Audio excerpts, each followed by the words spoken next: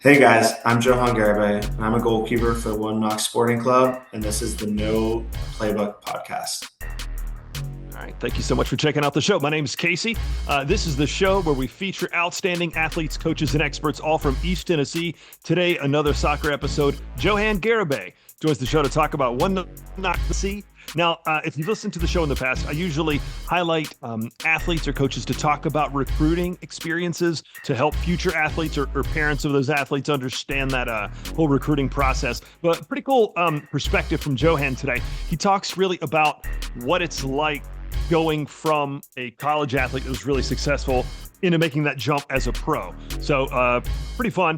Make sure you listen to this whole thing. He also talks about the upcoming big match One Knox has that's going to be on ESPN2. So this episode is sponsored by Stinnett Collision. Reach out to me if you're in need of automotive repair. They've got locations in Morristown, Sevier County, and Maryville. Johan Garibay, keeper from One Knox SC, coming up right after this. Sit tight. Hi, I'm Zach Stinnett, third-generation owner of Stinnett Collision. As a proud supporter of Tennessee athletics, we know that every game counts.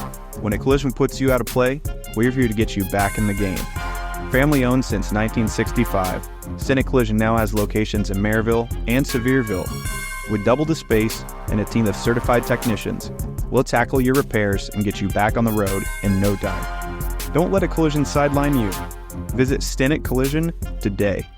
How's the season overall felt for you? Overall, it's been great. It's my first season playing consistently as a pro this year, and we got off to a great start with the team. Great group of lads. The boys are great. Everyone's bought in, and and overall, it's been awesome. It's been such a blessing. The club is great. The fans are amazing. You can't really ask for more than what we have, and so it's our job to make sure that the results go swing a little bit more our way. And we're all, like I said, we're all bought in on that right now, and looking to turn around these last few games and start getting some more points on the board. I think the great success with the club last season really has kind of sparked more and more interest. I got to be a part of the club. Its first season, I was the announcer when they were Oh, playing really? matches at Maryville College and at high school fields. So that was a lot of fun. But just kind of as that spark grows and grows, more and more folks are coming out. And I'll tell you, so on this show, I often speak with college athletes about their recruiting experience. I thought it'd be cool to hear from you kind of what that leap looks like. Like, how do you set yourself up as once you reach that goal? They focus on, hey, I want to be a college athlete. Once they get there, how do you set yourself up to then be a pro? Yeah, I'd be happy to share that. I think just like the college route, there's a lot of different paths up the mountain.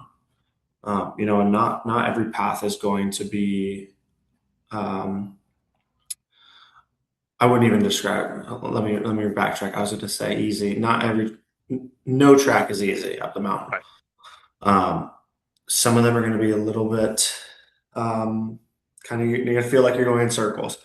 That's how mine was. I finished up at Gonzaga in the fall of 2022, played my last season there, and my situation was I didn't have any teams lining up to sign me or to invite me to preseason. Not a lot of interest.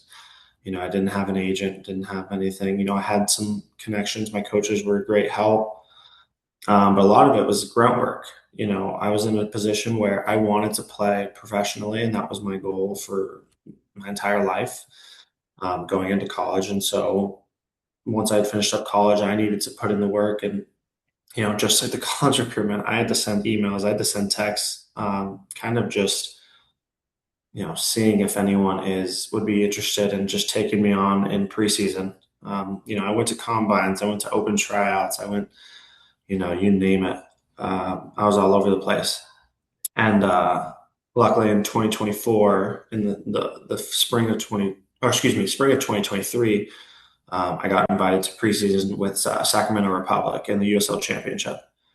And that was it was a good circle back for me. I played my academy days there. I'm from Northern California, so I played a lot of my academy um, involvement with Sacramento. So I knew a lot of people at the club. It was great. And they told me early doors, hey, we're not looking to sign another goalkeeper, but we want to keep you around if you've got nothing else going on. You can train with us, um, help us with what we need. And in turn, we want to help you however we can. And, if another team comes along with some more interest, go and do your thing. And so I was like, yeah, great. Like, like I said, I moved back home with my parents. I was doing that. And that ended up lasting the entirety of the 2024 season, which looking back on it in the moment, it was like a moment, kind of like I want a contract. I want to play, I want to be part of the team. And, kudos to all those guys, on the team that season in Sacramento. They were great. They made me feel like I was part of the team, but it's hard when you still kind of are a little bit of an outsider. Um, and looking back on it now, I think it was the best thing I needed.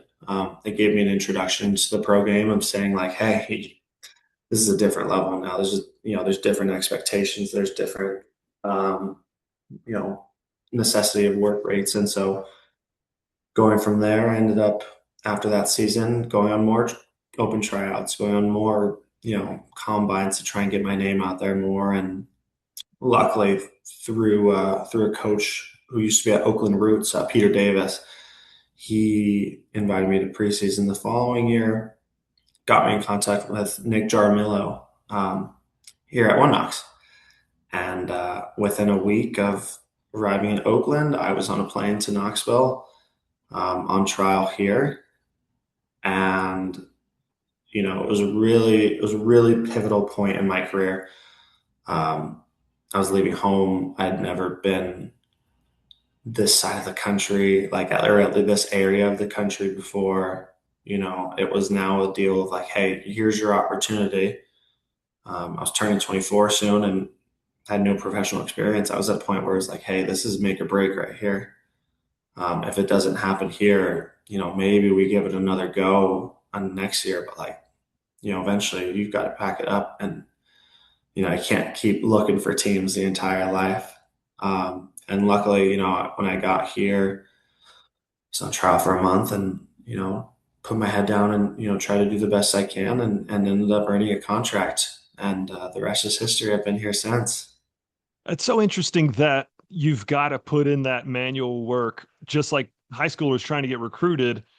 I mean, because I looked at your numbers, like you had a fantastic career at Gonzaga, but still you've got to put in all that work, almost walking on to Sacramento, kind of, or being like a practice team player, Mhm. and just putting in that extra work and sending the messages, work in the recruiting system to get a pro contract. I think it's pretty interesting to hear. Yeah, it's a grind. I'll tell you, and it made me respect the game a lot more. I love the game so much. It's given me so much in my life.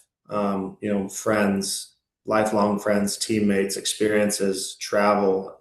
And there's times where the game can be cruel, but the game will give you what you put into it. And I learned early on that no one was going to give me anything. I learned that back in high school with that lesson with a different story that is just as long that I won't share right now. But yeah, I learned that early on that no one's going to give you anything. So you got to go and get it. And I try and keep that with me. I'm always not, I can't say I 100% always, remember that all the time, but I try and keep to it as much as I can when I can consciously remember it. But I tell the kids I coach, hey man, it's great when you've got a lot of teams after you. It's great when you're wanted. It feels great. Um, but when you're struggling, when you're in the mud, like at any point, you can only play for one team. Whether it's high school, college, professional, you can only play for one team. You only need one yes. You only need one yes. You can have 100 no's, but you only need one yes, and that's your opportunity. And go and take it. Now, you talked about kind of growing along the way and learning to put your head down and that grind. Is there something, it might sound like a cheesy question, but is there something that you know now that if you wish you could tell like 15-year-old you to start doing then and forming that habit? Um, yeah, I think I'd tell my 15-year-old self, who I think I'm still just as obsessed with the game right now that I was then. Uh, Take some time for stuff outside of the game. Don't let it consume you. It's very, very easy to let this become your identity and to find your value in wins and losses and stats and everything. You know, I was like that when I was young, and I really wanted to prove myself. And so, you know, when you have that, you put your value into other people's opinions of you, of you wanting to prove yourself to them. And sometimes, like I said, I love the game. I love watching soccer. I love playing soccer. I love coaching, everything. But like, after college, especially being home and going to training and then going home again after college, a lot of it was like, okay, what are you going to do now? You're done with your day at noon. What are you going to do with the rest of your day? And so, hobbies, man. I think if you can pick up a good hobby, I think honestly put some passion into other things as well. It doesn't take away from soccer, but get your mind off of the game when you can. You know, I love golf. I put a lot of my mental power into golf and reading at the moment, and it's great. It takes my mind off the game. It helps me keep that competitive edge, and um, it doesn't let me get consumed. It reminds me that, life is more than your sport. Life's about living. We get one life, and, there's so many things out there to experience that, all the joy that your sport, not even just soccer, but anyone out there, whatever your sport is, like, enjoy it, but also enjoy the other things in life. Don't neglect those other things just for the sake of sport. Well, speaking to those other things, let's say, hoping and expecting you have a long pro career. One, once that is finished, what do you think? Are you wanting to be a coach, or do you have something else in mind? Yeah.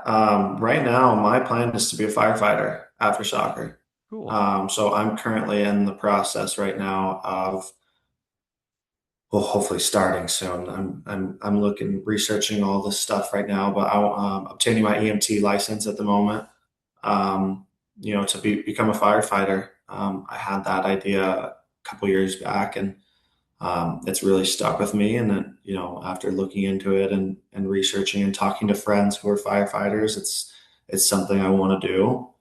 And it helps me kind of push towards something after soccer. Soccer still, you know, it's my love, my passion. I hope, like I said, I hope I have a very long career, and I'm not ready to be done with it yet. Um, but life happens, man. Soccer's done. And I've seen teammates.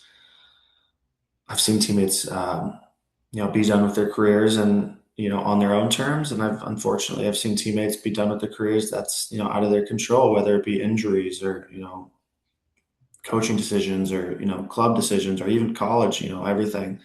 So I want to be prepared, and I would urge everyone to always, not, like I said, it's not a backup plan. It's what's next. It's the next chapter of your life. It's a new experience. I would say that's my goal after this. Yeah.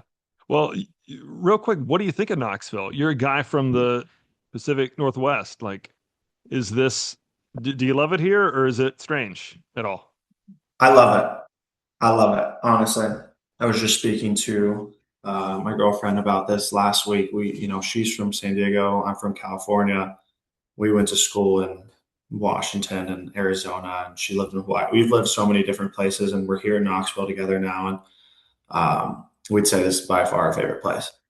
The community of people, just how people are just so nice and just willing to help each other. with nothing expected in return. We've both found great communities here. The soccer community has been great, but I've also found community in churches and friends outside of the game. She's found her community and people from work and outside of work, and we love it. We love how orange it gets during the fall. I never had a college football team before. I went to Gonzaga. We didn't have football. So naturally, I'm a Vols fan now, Yeah. which is awesome. It's so much fun to follow and have something to support. But no, it's lovely out here, man. The nature, the people, just the vibe of the city is amazing. Uh, what's that Zags basketball culture like though? Oh, that's different. It's different. Yeah. I would say it's like the madness of college football, but in a basketball form. I would say, I compare Spokane and Knoxville a lot. It's a small on the city, like I said, not too big, but on the smaller side where it can still feel intimate. And you've got a college sports team that everyone can rally around. I went to a few games during college, and it's loud in there in the McCarthy Center. It's awesome just to have that team to kind of rally around, especially come March. One of my favorite times of year for sure is definitely the tournament. Yeah. And my favorite sports date of the year is always the first 2 days of the tournament. And luckily for me, it always falls on my birthday, so it's always a great birthday gift to sit around for 2 days and do nothing and watch basketball all day. Oh, that's great, man. That whole first weekend is so fantastic too. Exactly. But you guys have a big match coming up on ESPN2 soon at One Knox. Yeah. Why should, if somebody from the area has not been to a match yet, um, sell it for us? Why come to Covenant Health Park? It's a great environment, man. Soccer is growing in the country right now with the World Cup and everything. If anyone watched the World Cup, I wouldn't compare ourselves to a World Cup team, but just the vibe of soccer. You've got out there with so many supporters. Learning the game as well, and the stadium's amazing. Stadium's amazing. We've got the scruffs on one side is our supporter section that sits behind the goal, and chants and beats drums and cheers the entire match. The beers are good. Can't even lie about that. The beers are good in the stadium. So, and it's great. There's so many different things to do. And the level of soccer, here in League One is great. And it's a growing community, and it's, my job is to go out there and make it exciting for people. But go support your local club. It's really easy for people to, obviously pick a Premier League team and everything, but if you're looking for something to kind of have an emotional tie to, support your local club here in Knoxville. Support us. Support this club. This club will be here long after I'm gone, it's something that people hold very dear to their heart. And it's the up and down emotions of sport. So if you're looking for anything like that, definitely come out and support. Yeah, it's a beautiful stadium. I've been to a couple matches, and it's just a lot of fun to be there. I think last match I was at, Carlos Lopez was doing the announcing. Mm-hmm. So yeah, so he's a buddy of mine. He was doing that. That's what I did the first season for the Nice. club. Nice. That's awesome. Yeah, but one last question for you. Share an unforgettable sports memory, or was there a save that you had that just like you'll never forget this one? Yeah. Like my own personal or like being at a sports or Either one. anything. Either one. Either one. Um, Man, I've got two. Um, I would say the one they're even. I can't even put these two apart. I would say one is my professional debut in 2024. We ended up winning 2-0 in the Open Cup. And when that final whistle went, it was just kind of just a surreal feeling.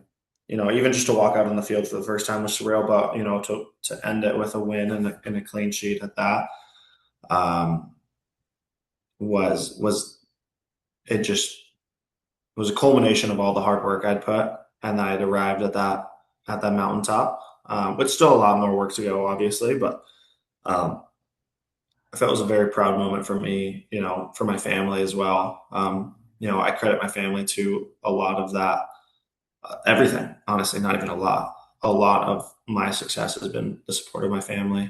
Um, they've never, they've always pushed me to be my best in the sport and everything. So to have that moment, um, to have just see them there and everything was amazing. And I think the second moment was also um, winning the double last year with my teammates with one Knox.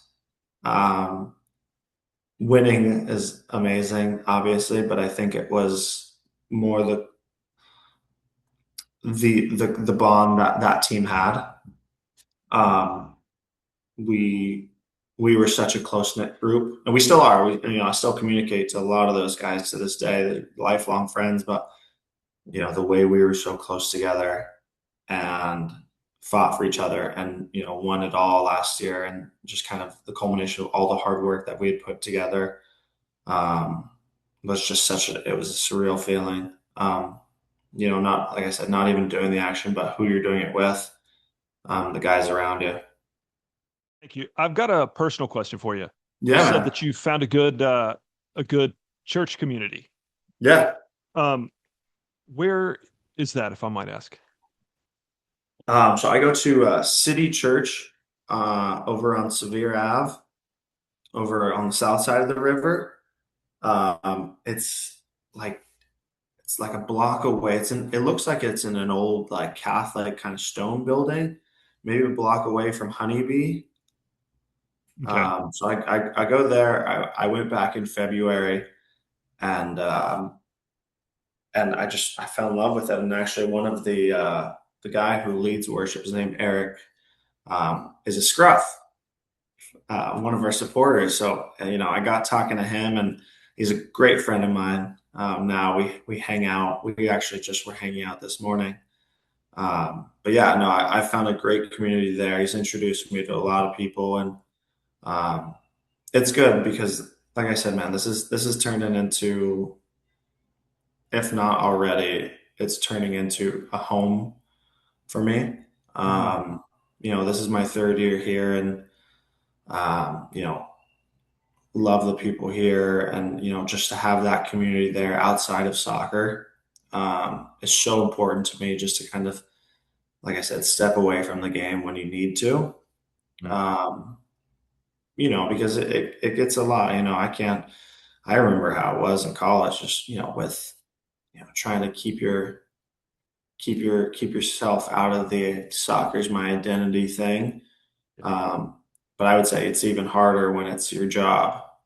Now it's like, hey, this is your life. This isn't just, you're not just a student athlete. Like, this is your livelihood. This is what pays the bills. So it's a lot harder, I would say, to keep that identity or that sense of value outside of the field, um, because everything revolves around it. And I would say it's even harder to catch yourself when things are going successfully. Um, Oh yeah. you know how it is when everything's going successfully, all the lights are on you. Everyone's first thing is like great game, or you guys are killing it this year, or whatever it is, and it feels good. It's one of those things that feels good, but you also, I don't want to. The harder thing is to try and keep that and be like, okay, yeah, that's great, but it's like soccer is just what I do. It's not who I am. It doesn't tie me to be a better person or not. I try to use how much I platform. I'm not even gonna say I have a platform. I don't want to say I have a platform, but maybe I do. But like, I try to use that to just kind of, at least just keep myself humble and you know, spread just the good vibes, man. Just trying to. I'd rather be known as a to be known as a good person, and obviously, with my faith and everything, I'd rather be known for that than anything for soccer. So I try to put my value on that, because that's one thing that I can definitely keep, confidence in, and it's never going to waver. Absolutely. I'll admit, I was profiling and stereotyping when I asked the question. You being from out on the West Coast, uh, I was wondering if you went to a Catholic church around here, because the church that I go to goes there too as well. So Oh, really? There you yeah, go. so I just wondered if there was any shot that you went there too. Yeah, yeah. See, I'm not even too sure which church goes to. Is it a Catholic church? It is. It's a real big There one you on go. North Shore. Nice. Right on. There you go. That's awesome. How do you guys like it? Oh, I love. I've my wife have gone there since college, so we Oh, that's just awesome. and I even live in Maryville, so we drive 30 minutes because we Nice. love that parish. Yeah. Good. That's awesome. How long you been in Knox or in Maryville, Knoxville for? So I moved here in the 11th grade, which was 97, Okay. and so I've been here since. Wow, there you go. And you love it? Yeah. Yeah, absolutely. This is home. That's awesome. That's Yeah. amazing. That's so cool to hear. Yeah, Yeah, no, man. it's a great place. I love it so much. Um, like I said, the world's too big. I think there's too many experiences out that um, to try and people. I like to say people are like. It's funny because at the beginning of my career, it's always like, where do you want to go? Where do you not want to go? You know, and it's funny. One of the places I was like, I don't know about Tennessee, man. Like, I've Yeah. never been out there. I don't know how the vibe is. Like, you only heard Nashville most of the time. Um, and then the one place I end up is here, and it's amazing. It's amazing, and I can't even explain it. Excellent. All right, man. Well, I can't wait to get back out there to see another match, and I wish you Yeah, best of man. luck. Thank you so much for joining me on the show. No, man. Thanks for having me. I'm so glad that you reached out, and I'm happy to help out in any way I can. Cool. Thank you so much, buddy. Yeah, man. Take See care. ya.